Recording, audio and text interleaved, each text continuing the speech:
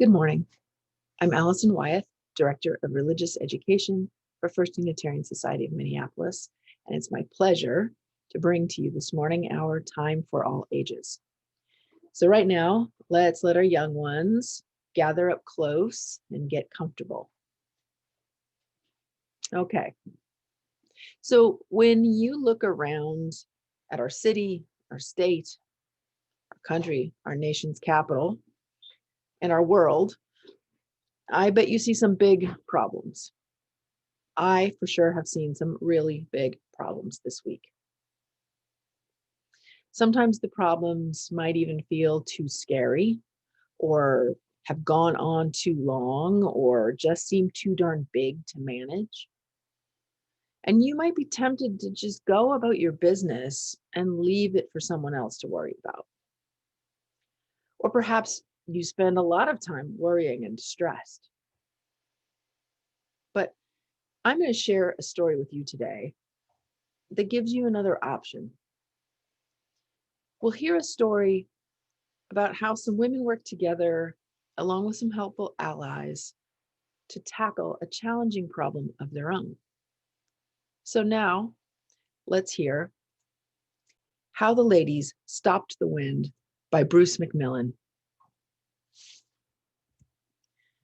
Going for a walk can often be difficult in Iceland.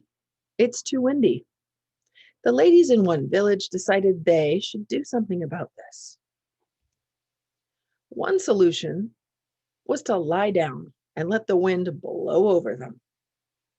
This gave them time to think of a better solution, and they did. The ladies thought, let's plant some trees. They'll grow tall and will surely stop the wind. The ladies knew the chickens would help, but they thought the sheep might be a problem. The trees arrived. The ladies planted them in the village and in the countryside too. The chickens were excited.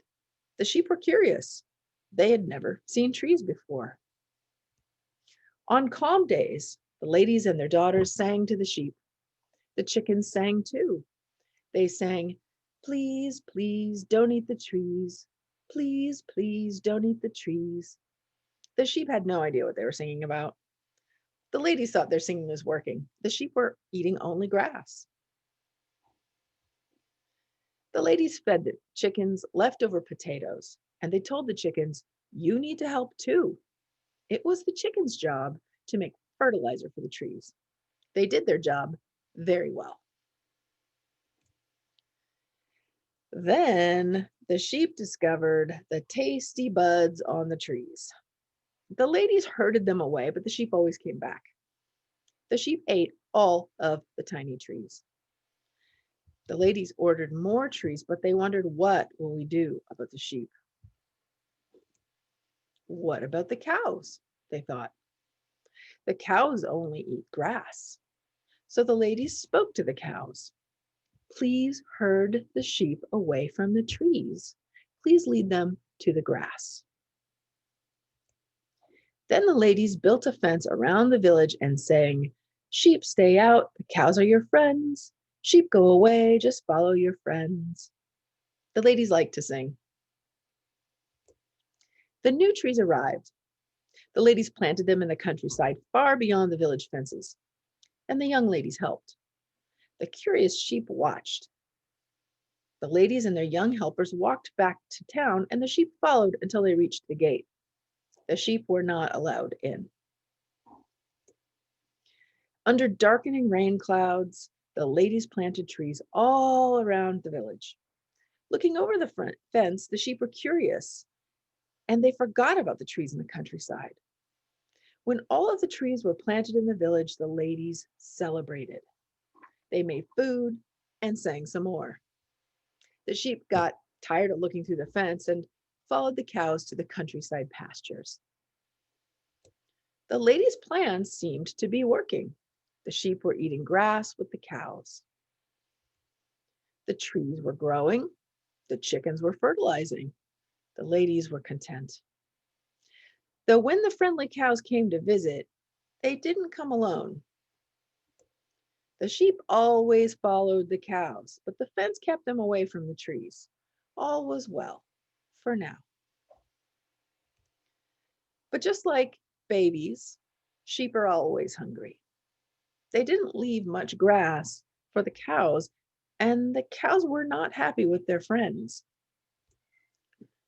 One day, the ladies took the children to the countryside for a picnic.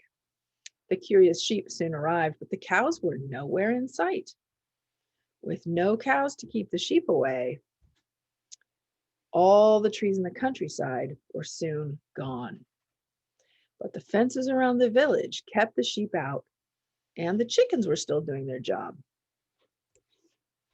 Day after day, the ladies watched the trees of the village grow. They were sure they grew faster because of the singing and watching.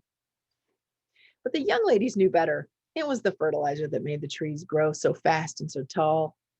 The young ladies always thanked the chickens for helping. Over the years, the trees grew taller and taller. The young ladies became adults, and some of them had babies of their own. On their village walks, they never had to worry about the wind. High above the trees, birds soared on the wind. Down by the trees, everybody played together and nobody blew over. Word spread. Ladies in other villages planted trees too. Everyone danced and sang, "Chickens, please help our trees. Chickens, please help our trees." It was the most popular song in all of Iceland. To this day, in the Icelandic countryside, you can still see forever.